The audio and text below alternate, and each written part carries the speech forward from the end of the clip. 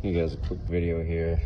Brought my van, 2013 Dodge Caravan to work here with error code p0456. 90% of the time, 99% of the time, it's gonna be a leak detection pump.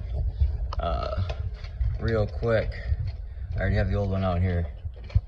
It's gonna sit in there like this, hose down, pull the hose off, electrical connector, push this pin in right here, or this clip, push that forward towards the black, quarter turn, comes out.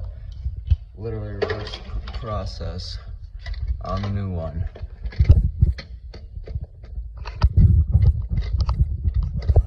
Let's try to do this one hand here.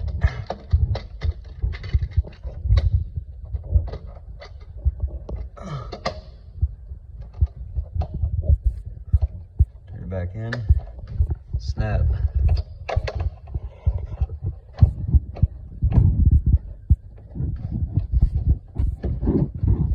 Electrical connector.